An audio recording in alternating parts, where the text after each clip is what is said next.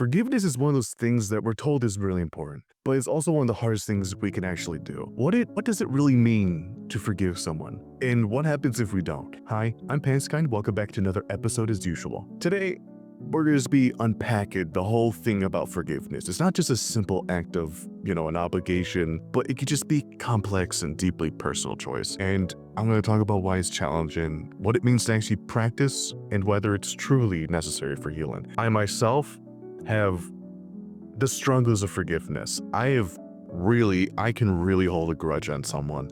And I feel like I'm not the only one here that has held a grudge on someone for something that's not even that bad of a thing. Like my childhood, I held a grudge on a couple of friends because of the fact I was lied to. And sugarcoating was something I've always hated. And I talked about this before. I don't like sugarcoating. It's something that's always hurt me. And when my friends would sugarcoat things about me or say things about me, I held a grudge on them for a very long time throughout middle school. But it is important to forgive because it's not, I don't know, it's not something that's so simple that can be put into words like in this episode. There's always myths. I always address that, but there's some myths about forgiveness. Forgiveness is not forgetting. A lot of people, it's a common misconception that forgiven means erasing the memory of whatever happened, but it's not the case. It's forgetting is passive, but while forgiveness is active, you are always actively forgiven.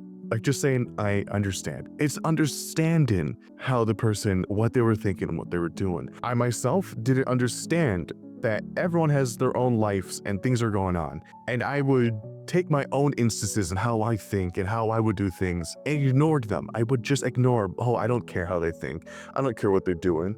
They affected me and it's hurting me. I'm not gonna forget. You're not gonna forget if you forgive. You understood. It's understanding of how things are going. But forgiveness doesn't excuse behavior. It's also not about containing or condoning what someone did. Sorry, I meant to say the different word. Forgiveness acknowledges the wrong, but chooses to let go on the grips on your emotions. I don't want to be angry at someone all day for the rest of my life because at my job, let's say someone forgot to cut tomatoes for the end of the day. I don't care. It's something I'm like, we all forget things. We do things all the time. I'm not going to have something so little upset my whole day. And a lot of people say this, it's repeated behaviors. Like people do it all the time. That's where you take yourself and actually ask and talk about it and actually get to discuss things with the person. That's what I try to do. I try to talk to people. And another thing about forgiveness is it's not just about the other person. Contrary to people's belief, forgiveness isn't always about repairing a friendship. Sometimes it's purely on your own peace. Because, as I said, you could be completely stressed about whatever is going on, and it could drag you down on just how much it makes you angry at someone or at yourself. I need to forgive myself for a lot of things and not blame myself and say, you did this, and constantly keep that going the rest of my life. It's really hard. But why is forgiveness so hard? I always ask the question, but it's the weight of whatever's gonna hurt you. When someone hurts us deeply, the pain lingers. Forgiving can feel like letting them off the hook, even if they never apologize or acknowledge the harm. It's just the weight of it. Like you feel like you're holding them back on something for so long, and then when you tell them you forgive them, it's like either the fact they don't even know that you held a grudge on them and you're like, what? And you're like, okay. They just don't understand. Like, why do you think I didn't know you held a grudge against me? I didn't know this upsetted you. And it's that weight of, holy crap, they didn't know, or yourself, or they did know. It doesn't matter, but either or, it hurts us deeply. That pain that always lingers is the weight of, if I don't forgive them, it will hurt them. But when they do, it can hurt them. It's that whole entire thing. But another part of forgiveness is so hard. It's the pride in us and kind of justice. We often equate forgiveness with losing power or giving up justice. The desire to hold onto anger can feel like reclaiming control. You have all this thing like, oh, if I'm angry at them, they're gonna do better. It's that dumb mindsets we put ourselves through sometimes. We think if we held this grudge against someone, we're above them for some reason because they did something dumb, and like, oh, they're so stupid for doing this. I'm gonna hold this against them for so long. But when you forgive them for that, you're like, you lost the whole point of you being angry, a whole point of like a stress, something that was keeping you going, like a little drive. And it's that pride in us that we just need to let go sometimes. I felt like if I hated this one person in my school, just like everyone else, you would fit in, you would feel like everyone else. But then when you actually talk and forgive them, it's a change. That could go for anyone. I've done that. You don't know what people are going through until you actually ask them. And it's really hard because you want to fit in and be in control of the quote unquote justice in your own terms sometimes. And another thing with forgiveness is that you don't want to be hurt again. Forgiven doesn't mean you open the door to being hurt, but it could feel risky, especially if the trust has now been broken or has been broken. I trust so many people with a lot of things and things I say and do, but now if someone's lost their trust in me or I can't forgive them, it's that, will they hurt me again if I do forgive them again, or the same person, and do all the stuff over and over? It's that one thing, will it hurt again? Will they hate me more? I don't want that. It's that forgiven again. And if they're a repeated offender, it's that it will possibly hurt again. It's that one little bit of fear. But what does it mean to forgive, or the duality of forgiveness? Forgiveness to others or for others. Sometimes forgiveness is a gift we give to someone to show remorse, and it's working to make amends. It's a step forward to rebuild in trust. You can have a grudge or something someone did wrong, and that foundation you built is gone. And now you have to make the first steps to give the supplies to this building that you've now have been crumbled, and ask the person, do you trust me? Do we want to rebuild this? And if they are willing to forgive also, you build it together. That's working with someone. But then there's forgiveness for yourself. Other times forgiveness has nothing to do with other person. It's the way you release an anger or bitterness so you can move. I, myself, cannot forgive me for easily the most simple stuff. Not being there for people is something I will never forgive myself for. And I am honestly always trying to justify why I wasn't there, or what did I do? What could I have done better? But there's nothing I could have done. There's nothing. So I need to forgive myself. And that's the really hard part, is that it doesn't take days. It could be really, really long of stuff, like extremely long of a scenario in your life that is just hard to forgive. And it will take time. I'm not saying this is a day thing. Could be years. And this is taking me years. But now the in-betweens of forgiveness, then there's the gray area where you're not ready, or you're not ready to fully forgive, but take small steps to relieve some emotional burdens. You won't forgive this guy for hitting you with a car, right? You won't forgive him.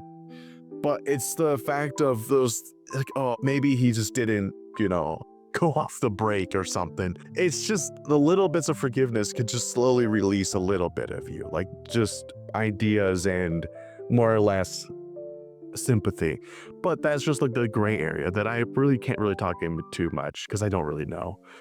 Forgiveness is not always possible. Sometimes there's the choice to not forgive. There are situations where forgiveness feels impossible. Trauma, betrayal, harm to something so deep that the pain feels permanent. There's those points where forgiveness just isn't possible. And I can understand, and I get, we're human. Not forgiving someone is normal. And there's some people that I will never forgive for anything, and I will die on that hill. As much as I try to be inspirational and try to be helpful, there's some people that don't deserve forgiveness. And we know exactly who we're talking about. And I will never, ever justify behavior sometimes. But what happens if you don't forgive people? Not forgiving is valid. Don't get me wrong, but holding to anger can be a prison to your own self. I'm not going out my way to think about whatever this person did or whatever they've done. I'm not thinking about that. I know what they did. I understand it. I'm not forgiving them, but I'm letting them go. It's that path to peace. If forgiveness isn't possible, finding closure in other ways like therapy, boundaries, focusing on something else, and healing can still bring relief to not forgiving, but just going on your day without thinking about it. There's some things that happen to me in my life that I don't think about every day because what's the point anymore?